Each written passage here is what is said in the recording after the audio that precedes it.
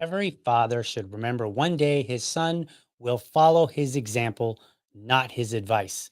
Charles Kettering, American inventor, engineer, and businessman.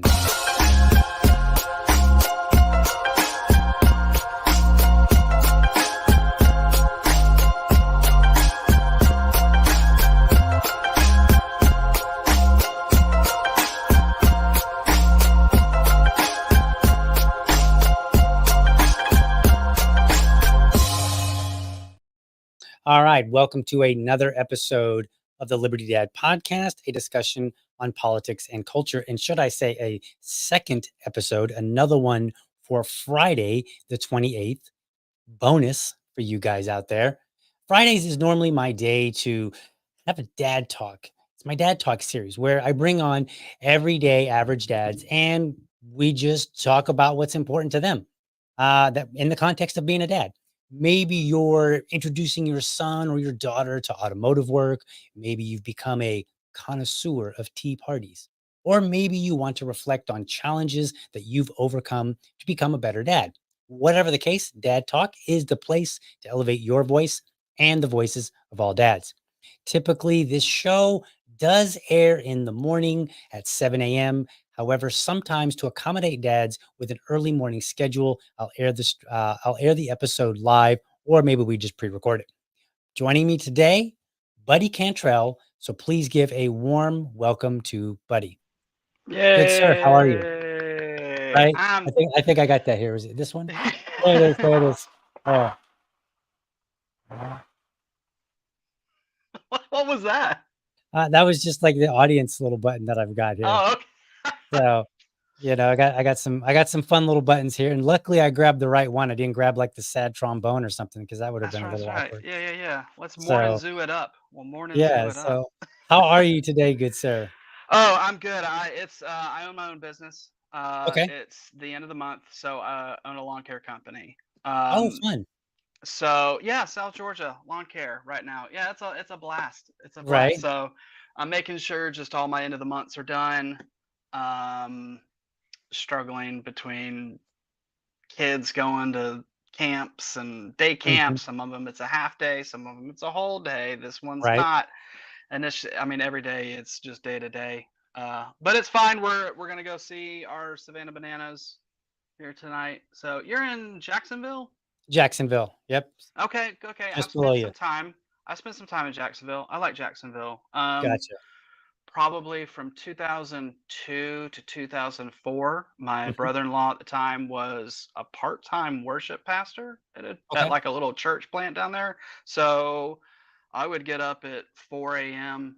on Sundays and get in the backseat of his Ranger because I would go down there and I would drum while he did other music and Wow. stuff. So yeah, That's yeah, yeah.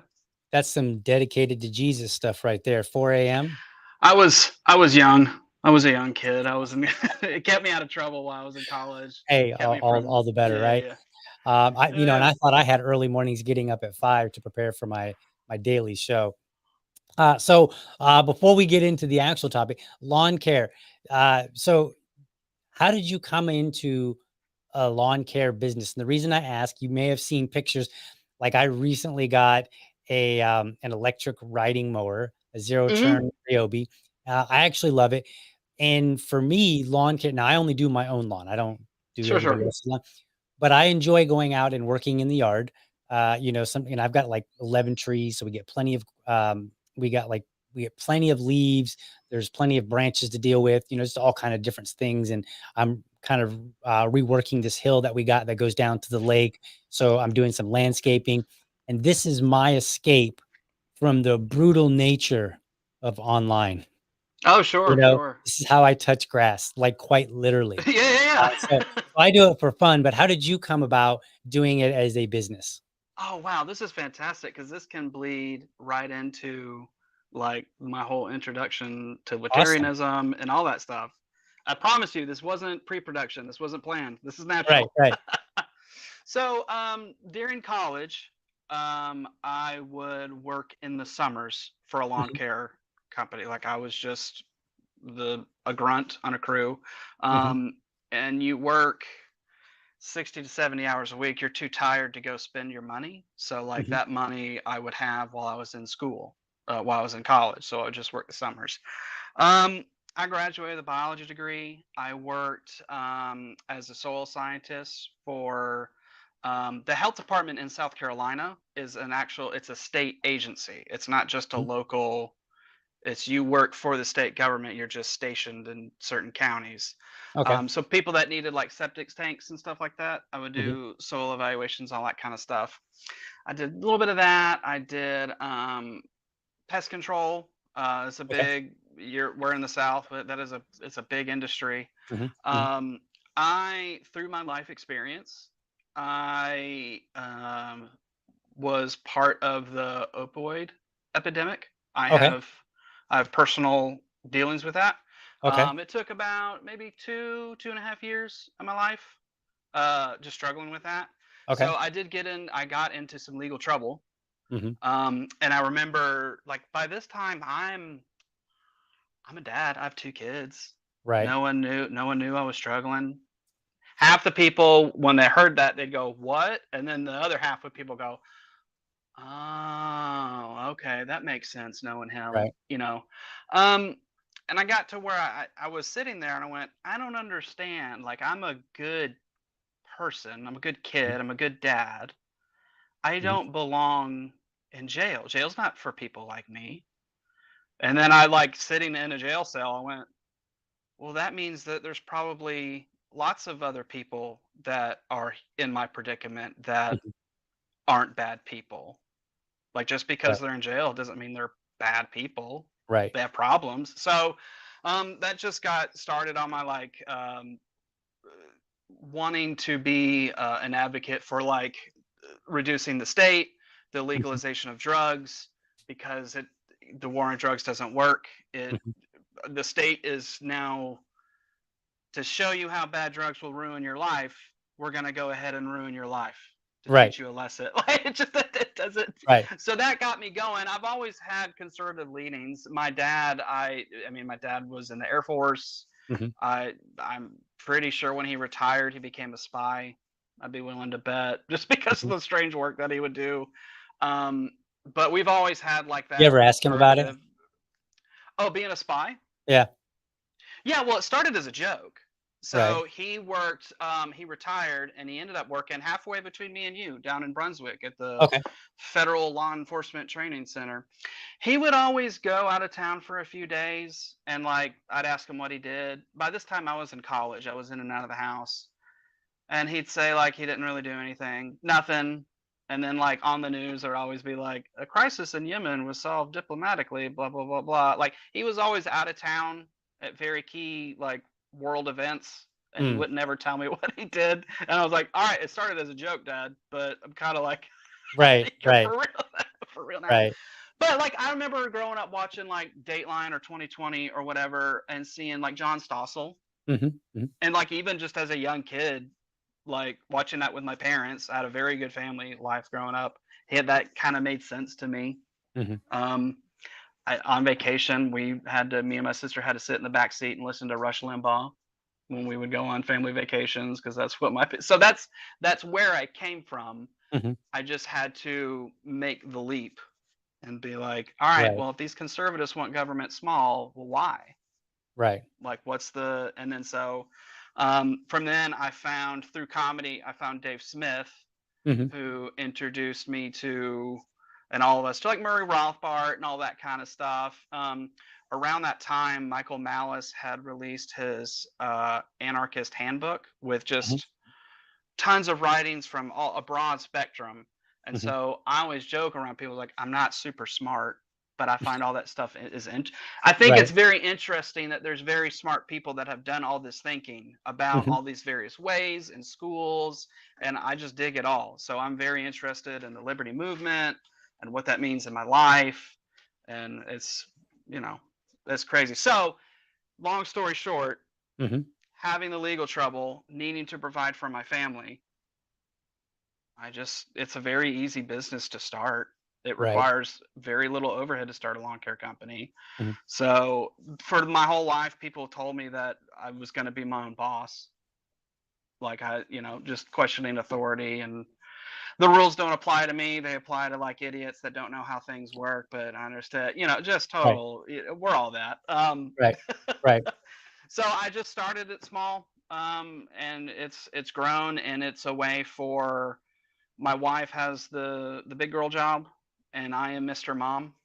Okay. I do all the cooking. I love to cook. I do most of the laundry. I'm the one that's picking the kids up, take them to the doctor's office, doing all that stuff. I'm being in the class for all the parties and stuff. That's me. It's what I'm good at. I Right. like it. So this owning my own business affords me to, like, I can schedule a doctor's appointment whenever I want, and I Right. can do, like, I don't let me check my schedule. Yep, sounds good. Right. Well, So yeah, yeah, that's pretty neat. So let me ask if you don't mind. yeah, When yeah, you yeah. said when you said that you were a victim of the opioid Hmm. crisis, I presume you mean a user and Yeah, not yeah. necessarily the seller. Okay, gotcha. Have you seen the film Painkiller on Netflix? I've seen Painkiller and Dope Sick, Gotcha. the Yep, one I've on seen both of Hulu with those. Michael Keaton, and I think Oh no, I think I've only seen the Painkiller. I take it back. okay, Dope Sick is similar. They're both great. Mhm. The same thing, a slightly different interpretation. Okay. In the show Dope Sick, Michael Keaton plays the country doctor that is Okay. everyone loves him. Hmm. He's scared about telling pregnant women to like take too much aspirin. Like he's Right. very not holistic and like the nature woo woo, but like sometimes if you have headaches, you should just drink more water and get some rest, and you don't Right. need to take medicine. So it chronicles him to kind of like being really forced into pushing oxycontin Hmm. because like he's been told time and time again it's safe, it's not Hmm. addictive, it's safe. He gets in an accident, so he ends up just getting from that doctor, he ends up getting hooked on it big Hmm. time, going to rehab. And you see that the pharmaceutical rep that Hmm. feels guilty for starting all like the pharmaceutical rep is now seeing like, oh my god, what have we done? So Hmm. he visits him in rehab, and like he gives us such a heartfelt apology to Michael Keaton for introducing him to this point of ruining his life, and heart to heart bears his soul. And Michael Keaton, looking at him out of rehab, goes, yeah man, that's great and all that, do you have any more samples that you can give me? Right. Like, I mean, just complete, it steals your soul. It's, Right. I don't want to say it's amazing and how strong these drugs are, but like, or impressive isn't the right word, but they should have never been touted as, because when they're Right. touted as so safe, people are just naturally gonna, well, I trust my doctor. He says it's Right. safe because the people higher up told him it was safe, so it can't be that bad. Right. And Louis C.K. said it best: drugs are so great they will ruin your life, and Yeah. you'll still do them. Like, Yep. Yeah. No, I totally agree. I didn't particularly have any problems, but I did watch the film Painkiller, and I found it eye-opening to say the least. mhm. And I was, and anybody that follows me on Twitter knows that I've been lately kind of on a tear against pharmaceutical companies, and really because I feel like America has been brainwashed in a sense to really look at pharmaceuticals as the answer. And this isn't to say that pharmaceuticals don't have their place, but I think the Sackler family, who was basically responsible for the opioid crisis, I think they are, like they've been called the most evil family ever, right? Oh And yeah, and without a maybe, doubt. I mean, I guess people could argue, one way or another, find some serial killer or something like that, but ultimately, I think they really destroyed America in general through their practices, and it's very, very sad. So to swing that into Mhm. more of our topic, Yeah, because yeah. when we spoke, you were like, "Hey, I'd like to talk about like fatherhood and the energy that we put into things, how the principles of the non-aggression, how the non-aggression principle, makes you a calmer and better father." So, I would be very interested in kind of bringing this all full in and say, okay, how are you now a more calmer, more chill, dad, after your experiences, and then, how has libertarian ideas played a role in all of that? Because I think every dad would want to know, how can I be more calm when these kids are running around screaming? Well, sure, and a lot of it came through um, getting sober Hmm. and going through counseling, figuring out why you're constantly chasing drugs. You're chasing painkillers because they heal your emotional pain too. It's not Hmm. just a physical thing. So I discovered that I was at a loss trying to getting frustrated that basically there's so much pain and hurt in the world. The world Hmm. can be scary. And I don't know why, like every year, my year's resolution is for everyone else to get the crap together. Like that's Hmm. my thing. It's, don't be a deadbeat dad. Stick around, raise your family. Is like, all these kind of stuffs. And I would just get so frustrated. Not that, why can't people just listen to me and do what I think? Not a main character syndrome, Right. but just a failure to understand why people had such a hard time grasping right and wrong. Hmm. I've been that way for a long time, and so getting sober and understanding, which kind of reinvigorated my faith. Hmm. Going like, well, when you're doing that, we don't have to judge people if they're right or wrong. And so, as a Hmm. Christian, I view that as like my faith teaching me that not judging people because Jesus says not to, Hmm. but rather it's not our job. We don't have to. That is Hmm. a huge burden to judge people and to be Right. responsible for. We don't have to do that. Like Right. what an amazing weight lifted off someone. You know what I mean? Like that. So Right. that immediately hook, line, and sinkered me into the non-aggression principle and libertarianism and teaching my children that sure there is right or wrong, and I Hmm. try to be real with them, not like the sit in the chair backwards and have a real talk with them. But we were so I have three boys, 13, 10, and 3, and they are real he hims. Like they are all boy. Like Hmm. just, Hmm. they're Right. barefoot, they're dirty. Well, a couple years ago I was watching the YouTube show Hot Ones, where they eat the hot wings as they interview people. No, I've never heard that. Oh, no, no. So it's an That online sounds show wild. That where sounds they get wild. famous people and they start at a very mild wing and then they work their way up to Right. hot.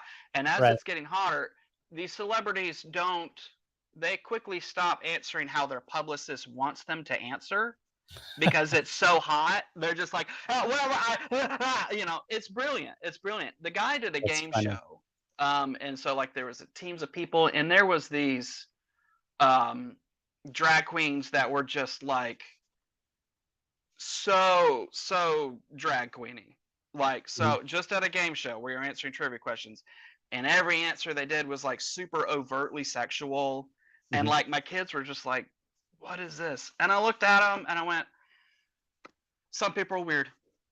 Right. I said, we don't need to make fun of anybody. We don't need, I said, but if your gut's telling you, and this is something that might, like a lot of dads might not say, I was like, if your gut's telling you that something's off, trust your gut. Don't make fun of people. Right. Don't do that. But just like, hey, to each their own. Not for me. I'll move on. Right. Like, we were in Walmart one time, and there was a guy who he was definitely of lower income, but he was dressed like he wasn't, like he was trying to. He was a hustler, like a panhandler type. Mhm. Hey, I need 37 cents for the bus ticket. That. Mhm. But he was with a female, and he was asking me and my boys like, "Hey, man, it's a good day, ain't it?" I said, "Yep." And he goes, "Yeah, I'm just around here. It's a good day. Don't you feel like it?" I said, "Hey, man, what do you need? What do you Right. want?" And so he left. I shoot him off, and I looked at my boys. I said, "What do you think just happened there?" Mhm. And they're like, "I don't know. That guy was weird. He seemed tricky." And I said, "Trust your gut. That's correct." So like Right. I'll find little moments like that to Mhm. like instill stuff like that. But telling my boys like right, wrong, like don't. I mean, it's what we teach our kids: don't hit people, don't take their stuff. But to Right. see an adult do it, like, yeah, I don't get it. I don't understand why these people are living this way or doing this certain thing. Mhm. I don't get it. We don't do that in our family, but Right. we're not gonna. What are you gonna do? Throw them in a cage for it? And they kind of Right. look at me weird, and I say, yeah, that's when something's illegal. That's what that means. Right. So just being real with them and honest with Yeah. them and talking to them not as the beaver cleaver dad, like, but just talking to them like a normal person, because that's Right. all they are normal people. Yeah. I It's mean, it, it's interesting because I think now I don't know where you stand, but I believe that there are objectively right and wrong things in the world, yes. right? Like these, there are, we can objectively say this is right, this is wrong.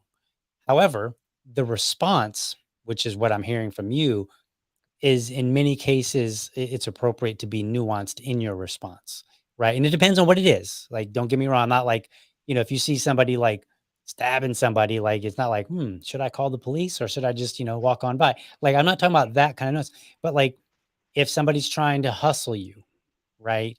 And maybe they're gonna, maybe what they're trying to do is pull a fast one on you, which would be wrong, you know. Um, maybe the response simply is, "Hey, man, what do you want?" Right? And I think this is a good lesson to teach our sons and our daughters. I mean, in your case, it's just sons, but for anybody out there that has a daughter, same principle applies. And and I think this helps them grow up in the world to be better people because they learn that different situations call for different responses. And that it's, maybe you don't like something, but that doesn't mean that we need to immediately, like you said earlier, throw somebody in jail, right? Like maybe the answer is just whatever, and then move on. It's no big deal. So I think this is great to hear. Yeah, yeah. So I didn't quite realize it at the time, Mhm. but I have taught my kids and then all the friends that come around, because we try to organize our house as, look, we spend too much money on groceries and we feed the whole damn neighborhood. But every day kids are at my house. It's a safe Right. place. You know what I mean? The door's always open, all that kind of stuff. But here recently, at a very young age, trying to teach my kids how to, like, we would call it tattletaling, but try to teach them, work it out, figure it Mhm. out, play nice Mhm. with each other. And then the neighbor's kid was playing, and she came up. She goes, "Well, my oldest, Mason did this and blah blah blah." And I just looked at her and went, "Man, he sounds like an asshole." And she was like, "What?" I was like, "Yeah, probably shouldn't hang with that. Shouldn't hang out with him. He sounds mean." And I'll tell my boys that too. I go, Right. "They did that to you? That's terrible. Probably shouldn't hang out with them." And then they just go, "But aren't you supposed to go, like, yell at him and tell him not to do that and blah blah?" And I just said, "Look, it's up to you. You want to play with these? If that's how they act, that's gonna happen. That's how they act. You Right. want to play with them or not?" Like, I will always stick up for my kids, but for them to, like, I mean, it's what we teach bullies. Just walk away. That's what we always say. Just walk Mhm. away. And Right. that's what I tell them. I was like, yeah, just don't hang out with them, and then you don't have to have a judgment call on anyone's character if you just Right. don't be near them. Like, Right. it's Right. Yeah. over. My wife will sometimes do something similar when some of my friends, not my friends, but my son's friends are over, and every now and then they'll get into a little squabble. And she'll, like maybe my son is upset because, whatever. I mean, he's 5, his friend is, they're generally roughly around his age. So they're still working out a lot of these things because they're Yeah. 5. And he'll get upset and he'll be like, and it'll be over something trivial, like, he won't do this, something like that. And so then the question my wife will ask he'll do do they need to go home? And he'll be like, well, no. And then Yeah. she's like, Right. okay, well then why don't you go play and work it out? And then sometimes, like, just was it yesterday? Yeah, it was just yesterday. I had several kids at the house, and one of them was, getting upset about something. So I would kind of sneak out and go kind of like peek around the corner and just watch them. And, I mean, their conflict resolution skills need some work, and some of their interaction needs some work. Now I didn't let them like fight. I mean, this wasn't like, man, they're like hurting each other, saying mean things Mm-hmm. or anything like that.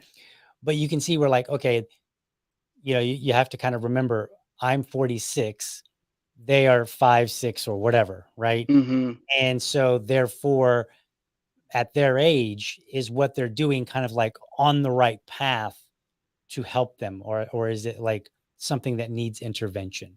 Like Yeah. Oh, yeah. it's weird because like sometimes I'm sitting there and I'm watching or I'm just listening, if they're close enough, and I'm like, well, could I intervene? And I'm like, Mm. no, I'm like, and sometimes I do. It's the judgment call, right?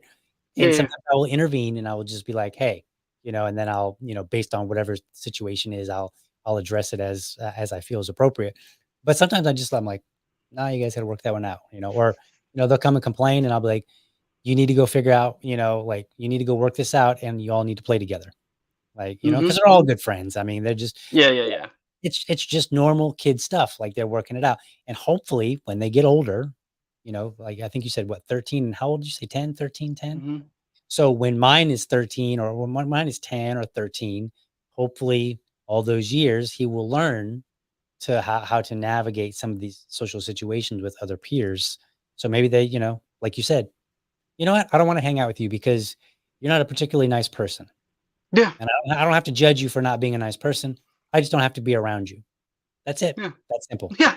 Like it's business, and that's interesting too because I am aware that um, I am an extrovert and I Mhm, cast a very large wake, or at least I can.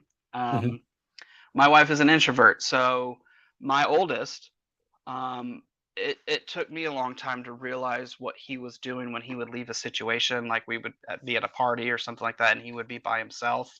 I would get all worried and be like, "Well, this is your party. You need to, mhm, And I had to learn this from my wife.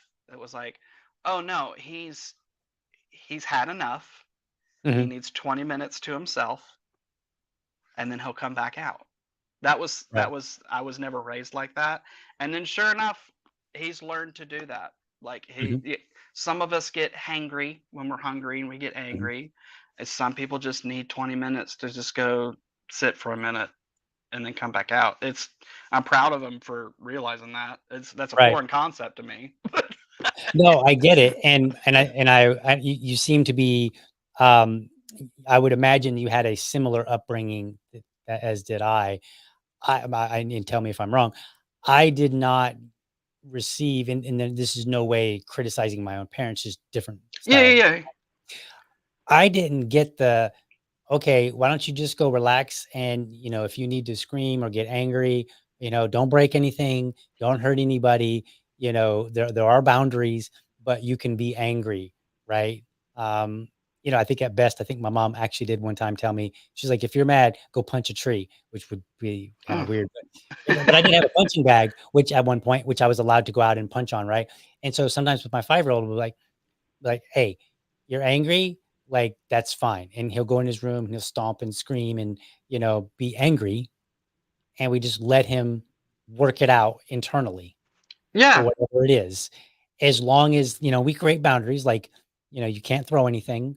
Um, don't come in yelling and screaming at us, which is generally that's not really his style anyway. But he may just scream and sometimes he'll even take the pillows off his bed or something like that, hmm, you know, kind of dismantle it or whatever. And so, like, okay, well, later you'll clean that up. But for now, like you're not breaking anything, you're not causing any problems, right? sure. And you're 5, so this is what you have to work out, and eventually we'll get to the point where, maybe you can take a few breaths and then just, relax, and then you don't need to be doing something physically to express your anger. Right now he kinda does, but there are limitations. So Sure. I think there's that crossover there, like, I need some time away from people. I need some time because 'cause y'all people are making me angry, right? Or, I didn't like the answer you gave me. But the fact that, we see this idea of kids just need a moment. Yeah. Uh, little kid was it little body, big emotions, something like that? Sure, and to not only that, but um, and this is something that I learned through counseling and recovery. So when more often than not, when we're angry about something, and there's people that are always angry, Mhm, anger is just an easier emotion to get to. You're angry about something, like mhm, something is making you angry, but more often than not, it's making you sad, and you don't want to be mm, sad, so you be angry because it's easier. It's what we're really just sad. A lot of angry people are just sad. It's sad. They're sad things, and it's easier to be Right. angry. So with children, because they have such big feelings, they're learning how to regulate those feelings. But I think as parents, not only should we teach them to regulate them, in order to regulate them, they have to experience them. Mhm. Yeah. And so we need to let them. So sometimes it comes from a good place that we'll tell a kid to like stop crying or like Mhm, calm mhm. down, don't be so angry. But we'll talk to our kid and ask questions like, well, why are you angry? Right. Why does that make you angry? Or does it just make you sad? How does that? Well, why does it make you angry when this happened? Like just with a sense of wonderment, Mhm. because what that is helping them like understand what they're feeling. Because like Right. the anxiety depression loop that tends to fuel most addiction, it comes from like you're feeling a certain way and you don't even know what you're feeling. Something's wrong. Right. Right. Like that's like, but you don't have the skills the tools to even dissect that problem. You just Right. know something's off. So like from a very young age, we're like we will always talk to our kids Mhm. and like get inquisitive about their problems. But Right. let them feel it. Let them feel it. Like Oh, yeah. it's good. Yeah, Yeah, it's a I very good agree, thing. and it's interesting you brought up, like, there's a time and a place to be like, "Hey, hey, you need to stop crying." We're kinda going through that right now, Yeah, um, right. because he'll get a little scrape, and I mean, I do mean a little scrape. I Oh, mean, barely a blip on the radar, and you would think that he was going 20 miles an hour on his bicycle and just crashed, right? Like, call the that's just, Sackler family. I need you it. know, Ah! and it's just like, and so I'm trying to teach him, like, you know, okay, there's going to be a time when, yes, you need to cry it out, come and get a hug from mommy or daddy. And there's other times where you just need to get up, dust yourself off, and keep going. And it's very difficult because, like, from my perspective, I look and I see, like a tiny itty bitty little scrape, and I might say, okay, well, is that one's the one where you walk it off. But as you point out, there are various emotions that are involved, and so it could be that he's not really feeling the physical pain so much as maybe an ego. He was trying to do something, and that added to it because now he's frustrated because, on top of it, he fell, he got a little hurt, and now his ego's hurt because whatever he was trying to do didn't work. And so I think Yeah, that's yeah, a combination of things, so it's very, very difficult because on one hand, I don't want him to be the kind of kid that always needs consoled about everything, because I want him to learn how to console himself, at least for some things, so that he can, regulate himself as, and again, he's 5. So this is not like, these are not mission critical things that we're trying to work out. Cause I'm like, he's 5. He can, if he doesn't learn it so well right now and he needs a lot of hugs, then so be it. But we are going to start working toward in yeah. that direction, you know? And so it's just very interesting as a parent. So let me ask you, you seem to have learned a lot about your own emotions and about observing the emotions of others through the process of coming out of addiction. So try and compare how you think you might be today from today versus if you had not went through the addiction process. Like, do you think you would be somewhere close or completely different?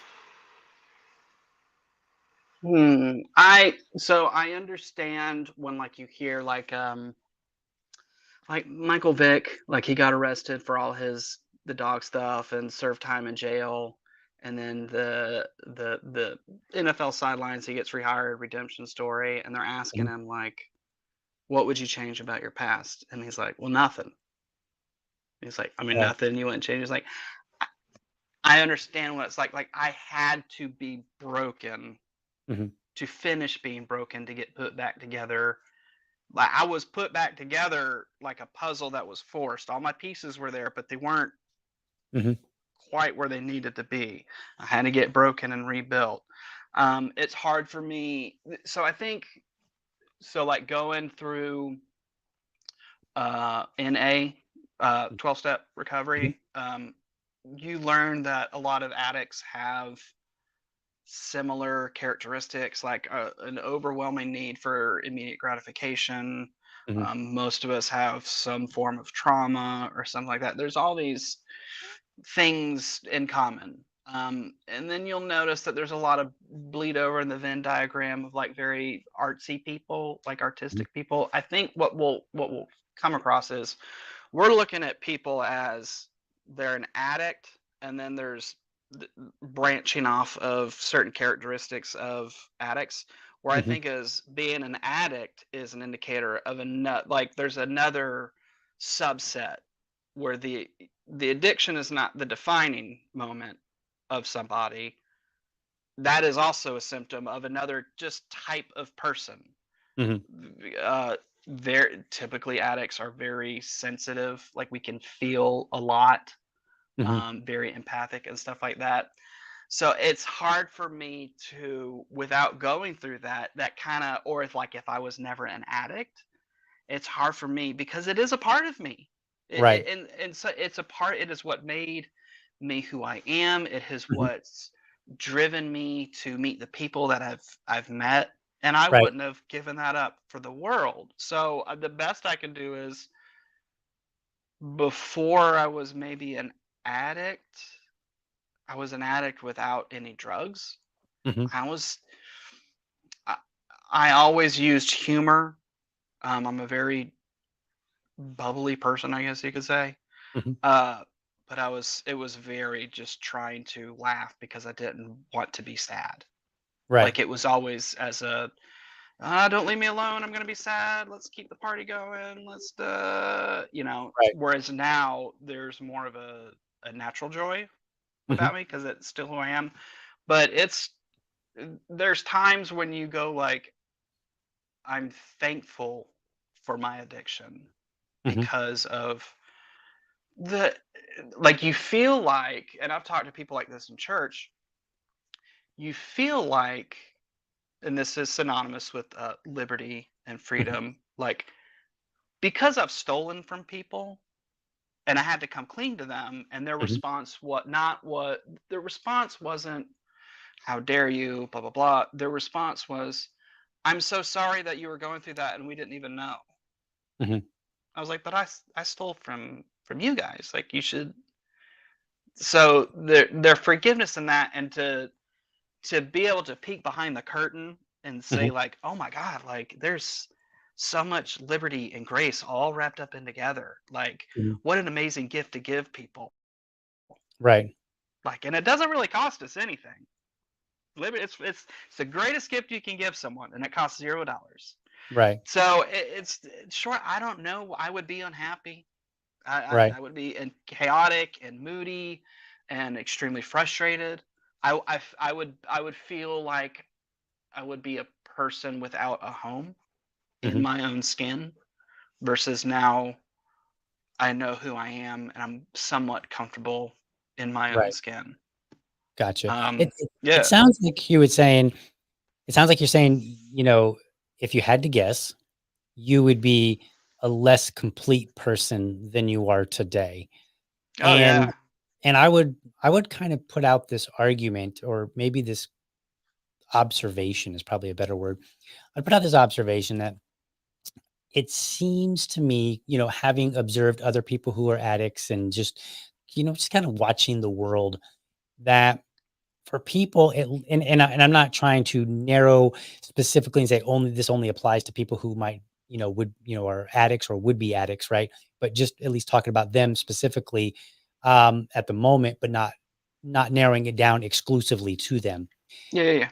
There are probably a number of behaviors that that go along with people that have addictive personalities, and some of those behaviors effectively fly under the radar, or they tend to be more acceptable. So, for instance, and I don't know if this is necessarily addict, but compare somebody who is addicted to drugs to the workaholic. Maybe the parent that works like insane hours. I mean, like, 70, 80, like they see their children virtually no more than a drug addict might, right? Right, They right, they right. just happen to be sober when they are those few moments, you know? And so sometimes I wonder, like, is, you know, are those kind of behaviors a sign that, hey, somebody in some way is not complete? Or like you mentioned a moment ago, the parts are there, but they're jumbled, right? You've got your Rubik's cube and the colors are all mixed up. They're not on the right sides or even close to being on the right sides. And maybe, maybe in some small way, the people who become addicts and then come out of it are, uh, they have a reason to be more thankful for that, because that was an incident in their life that brought them to the realization that they might not have otherwise seen, and just continued on in all these behaviors that people would just be like, yeah, that's just how they are. That's just Bob. Bob's like that, when maybe Bob on the inside has some real struggles Yeah. and nobody's recognizing them, because they're maybe scattered, as opposed to focused on like an addiction or something that's very obvious to observers on the outside. Yeah. So Yeah. Yeah. Yeah. I don't know and that's kind of a brain dump there. But what's your thought on that? No, it's the when you take the addict or the super worker, Mhm, uh, remove them from the equation and just look at the results of the people that affect them. For mhm, the guy that's constantly working, that's never there for his children, that is kind of the same result as just a dad that's in jail. Or mhm. now, granted, you could argue that they're being provided for and all Right, and right. whatnot, but Which is why it goes under the if radar, right? sure, if that spouse or whoever voices their concerns to their husband or wife about working too much and we need you more at the house, if that person does not listen, then it's just like an addict. So when you're an addict and you're wondering, am I an addict? Like I can have 2 beers and stop. Am I in it?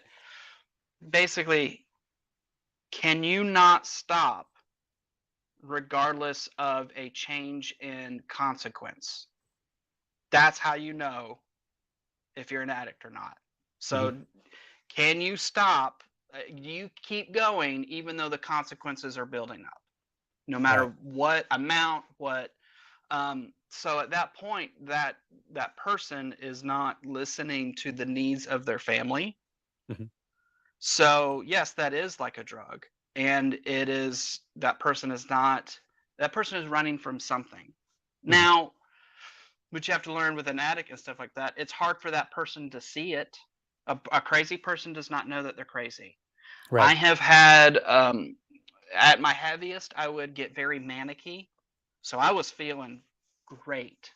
Mhm, mhm, Just that's like I didn't take pain pills and feel all sleepy and nod off. I would feel like Superman, mhm, energized, energetic. I was good at my job. It was fun with my kids. You mhm. know, I but I was not able to like see you can't even see why you're doing that and acting the way you are. So like Right. we are asking a lot of people. It takes a lot of time and kind of unlocking the code to talk to the addict or the person that's working too much or the person that is just not seeing the world around them for what it is. Mhm. Just because we get all locked up in here, because we all can. Right. Um, so yeah, absolutely. But I will say this: I I don't know. My ending would not be good had I not gone arrested because it ends in two ways. Drug abuse ends in getting arrested Mhm. or death. Right. And the only way that I was going to stop was if it got called out in public Mhm. because I was so good at keeping it a secret and under the radar. Right. Like it, so, and there's no way I'd come clean with that. It was too embarrassing. It's too shameful. So, Right. yeah, you're right. Like it's just like it's that silent killer of working too much and not. I just don't understand dads that don't like spend time with their kids. I don't Right. understand. Like that is I don't. That's a foreign concept to me No, because I get it. I I don't get it. I don't get it. It's wild. I get on Twitter and I see people complaining about, and I don't know if they're real people or not, or if they're just people stirring up trouble. You never know. But there does seem to sometimes be this concern, like where people kind of express it, like, hey, it's quickly comes to too much. And I was like, what do you mean too much? I mean, if I can't do my job, then yeah, maybe I need to dial it back. But what does that mean? Too much fun with my family? Right? And that's kind of the impression that I get. I mean, people aren't saying it outright necessarily, but that's the impression. I mean, I did see a video where some woman, and it was a video, so this was not even like some troll maybe account or something like that. No, you never know if they even have kids or not. But she was like saying, "I give my kids like 15 minutes a day, but it's the most in-depth 15 minutes that they receive because I'm just like totally focused on them." And she's like, I put my phone down, and so I can appreciate all those things, but I'm like, 15 minutes, like that's it. I don't know if it's one of those, again, somebody making up BS. I don't know if that's really what they're doing. I don't know if it's like Tim Ferriss in the 4 hour work week where he just calls a lot of things Right. not work. He's like, yeah, I only work 4 hours a week. And then you're like, but you do all these things. Like, yeah, that's not work. That's fun. Like, I don't really know where she was going specifically, but just the fact that some people were commenting and kind of suggested, like some people were like, this is terrible. That's that's an awful parent, which I kind of agree. And Yeah. then other people were like, I'm like, having a child is a blast. Um, for me, I mean, there are moments. I mean, I'm a human still, but it's a blast overall on net balance, and I mean by far by net balance, it's a blast. Yeah. I have Yeah. so much fun. He reminds me of what it's like to be curious in the world, what it's like to laugh at things that we take too serious. Like since I've had my son, I think I've realized just how serious we take the world, and we're so jaded as adults. And I feel like we need children to kind of bring us back to that joy and wonder of the world around us. I mean, he's right now his thing is making paper airplanes. And so Fantastic. and if I didn't have a kid, I would not be thinking about paper airplanes, right? At all. And now he'll throw a paper airplane, and I'm looking at him like, I wonder, you know, how we could make it fly better. I'm like thinking about something seemingly trivial like a paper airplane, you know. So My kids were let's doing that at the convention. My kids right, were at right. the convention in DC, and they'd come downstairs. I think the Sunday during business when it was going Mhm, all night. My wife and the kids, they brought down pizza. mhm, They were hanging out, and I was letting them see all the booze, the hemming and the hawing, right, and the right. yeah, that was fun. But yeah, they made some This is paper what happens airplanes. when you get old, kids. Yeah, yeah, yeah, yeah. All right, so uh as a calmer parent, tell me about how you feel you're a calmer parent now. And let's kind of end on a very positive note. Like, just So, something that you take away for others, for the dads that are like, I wish yeah, I could. yeah. So it's halfway in jest. I was talking to some guys at the convention. I was sitting next to uh, the artist known as Captain and Capistan. Okay, okay. Uh, I have the pleasure of knowing him personally, and he's a Mhm, very, very smart. I am surrounded by extremely smart people here in Georgia. Like, I can't fathom like how smart these people are. Um, I lead on that I'm a dumb person. mhm, I don't think I'm dumb, but when you admit that but it's a silly way to admit that I don't have the answers. mhm. I can say I don't know, and guess what? That's okay. Right. Again, with the nap, it's like, well, I don't know, so I'm not really going to cast any judgment or do any harm because I don't know. Right. Like that's fine. So there's a calm in knowing that like yeah, you don't know. We don't know. I don't know. It's okay. It's we can still have fun. We can still have life. We don't need to have the answers. Mhm, Um, I will tell my kids that they'll get frustrated in school. They're like, we don't need to know this, blah blah blah. And I'm like, yeah, you're right. You don't, but it's fine. You're right. You don't need to know any of this stuff. That's fine. It's okay that you don't know this. You'll be fine. Can you talk to an adult? Can you have a conversation with an adult? Mhm. Again, that's another reason I had them at the convention. Right. Like, we don't just we're all just people. Um, I'm a big believer that because I don't know certain things or it's hard to tell things, I think kids come through us as opposed to from us. Mhm. Like, it's amazing to see um, how the kids are. They're a little bit of mom, a little bit of dad, Mhm. but how they are their own thing, Mhm. their own. So let them be safe, keep them have a safe, stable environment, and let them just be who they want to be. Mhm. Like, I came from a very structured graduate high school, you go to college, you get a career, you stay at that career, and then you retire there. Like, there wasn't a whole lot of wiggle room. And I started coming into the workforce like at the start of the gig economy, and things are different now. They're not how they were Right. when my dad was raising me. Things are different now. Right. So as I move that to my parents as a father, I go, things might be different. I don't know. We are going to spend the most amount of time we can together at the dinner table. We are going to laugh until some liquid comes out of one of our noses, and my kids are going to be taken care of, and it's going to be a safe place. Other than that, that's it. Right. That's all you can do. That's all you can do. Awesome. Awesome, folks. Well, I agree. Uh, Buddy, go ahead and stay backstage for just a second. I'm going to close the show out. Yep. Thank you so much for joining me. It was a great conversation. I loved and I enjoyed hearing your story and how it has changed you. And to be honest with you, I can see it. Like it comes through even, even across the internet. So I can see it. So good work, sir. Hold backstage for just a second. Folks, I hope you enjoyed this episode of Dad Talk. Now, maybe you are a dad yourself, or maybe you know a dad that would love to come on here and just chit chat. Now, you heard us talk a little bit about libertarian stuff, but it doesn't have to be. You can talk about whatever you want.